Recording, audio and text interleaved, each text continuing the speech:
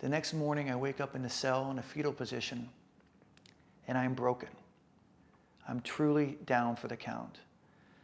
And I'm, you know, I don't have words. But then out of the corner of the cell, I hear a voice talk to me. Gregg, there's a better way. Gregg, there's a better way. And I perk up and I hear this voice, and it says, call your mother. I don't want to call my mother. These are phone calls your mother does not want to get.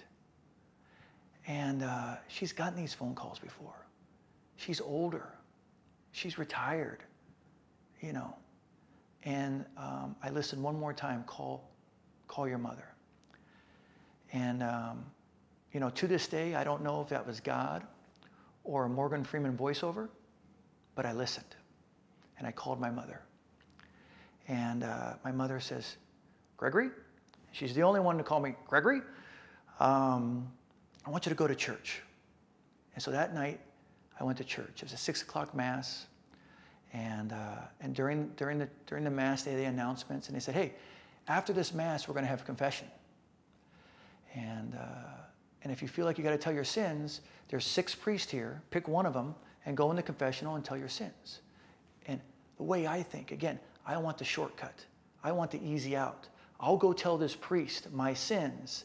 I'll feel relieved, and that way I can go out again. That's the insanity, that somehow it's going to be different.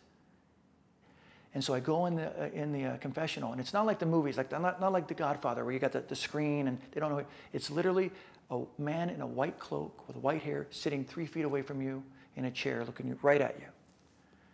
And he says, son, tell me your sins. And so I begin to tell him my sins. And I said, Father, when I smoke a lot of pot, I don't show up for work for 3 days.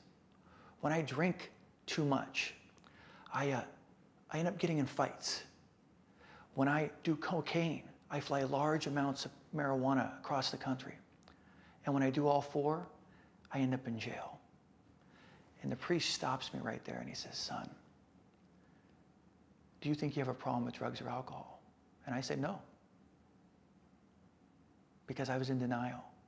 But for the first time I did this, I paused. I paused and really thought it out. You know what? Maybe I do. And so I voiced to him, I said, you know, my stepfather used to ask me when I was in high school and college, do you have a problem with drugs and alcohol? And the answer was always no. But he knew different. And the priest says, well, what was your stepfather's name? And I said, Walt Janicki. And the priest leans over, grabs my hand, holds it tight, and goes, I was Walt Janicki's first sponsor.